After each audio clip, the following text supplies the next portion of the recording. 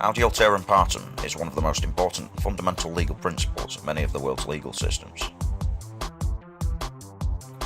Fundamental tenet of the English legal system, it has also been approved by the United States Supreme Court and is part of the US Constitution's 14th Amendment on due process. Audi Alteram Partem means let the other side be heard. It gives people a right to speak in their own defence, either in person or via their representative.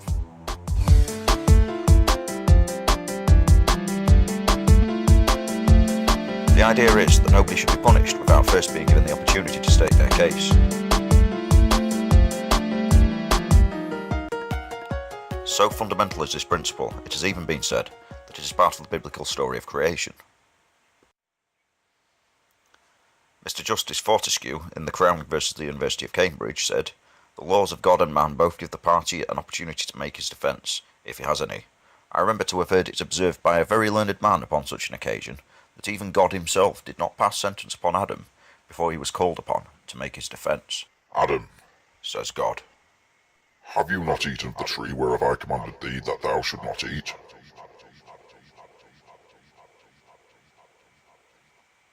And the same question was put to Eve also. The principle of Audi Alteram Partem extends to decision-making procedures outside the courtroom, including workplace disciplinary proceedings. It is part of the concept of natural justice. Regarding workplace disciplinary proceedings, in the case of Clark v Civil Aviation Authority, Mr. Justice Wood made the following statement. The practice at such hearings will follow the rules of natural justice, which are really matters of fairness and common sense. Mr. Justice McGarry summarised the rules of natural justice in the case of Fontaine and Chesterton. 1. The right to be heard by an unbiased tribunal. 2. The right to have notice of the charged misconduct. 3. The right to be heard in answer to those charges. Whether you believe in the biblical story of creation or not, you certainly don't have to be as religious as some of the inhabitants of the remote Scottish island of Raasay to realise the fundamental importance of the rules of natural justice.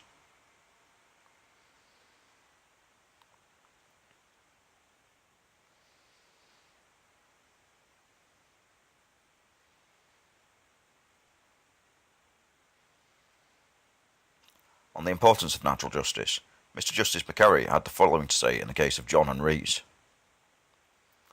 It may be that there are some who would decry the importance which the courts attach to the observance of the rules of natural justice. When something is obvious, they may say, why force everybody to go through the tiresome waste of time of framing charges and giving an opportunity to be heard? The result is obvious from the start. Those who take this view do not, I think, do themselves justice.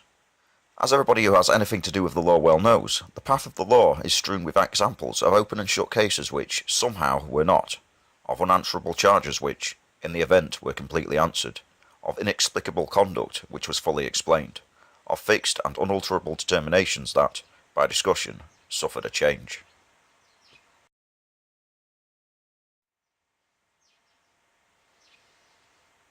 Nor are those of any knowledge of human nature who pause to think for a moment likely to underestimate the feelings of resentment of those who find that a decision against them has been made, without their being afforded any opportunity to influence the course of events.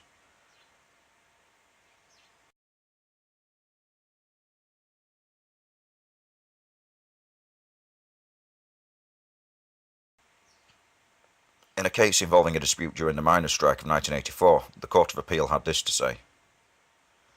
No amount of industrial warfare and no amount of heat can of itself ever justify failing to give an employee an opportunity of giving an explanation of his conduct. I phrase that, I hope, accurately.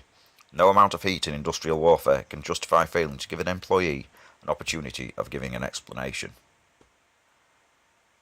McLaren and National Coal Board, 1988.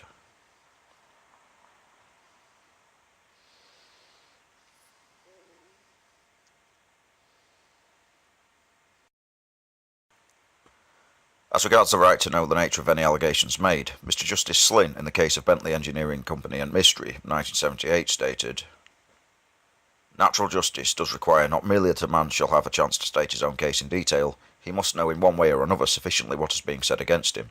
If he does not know sufficiently what is being said against him, he cannot properly put forward his own case. Regarding the availability of witness statements in disciplinary hearings, Mr. Justice Wood, in the case of Lewis and Coventry Hood and Seating Company Limited, stated, It does seem to me that it must be a very rare case indeed for the procedures to be fair, where statements which have been given in writing by witnesses, and upon which, in essence, the employer is going to rely almost entirely, that an employee should not have a sight of them, or that he should not be told very clearly exactly what is in them, or possibly have them read to himself. One understands that there may be delicate situations.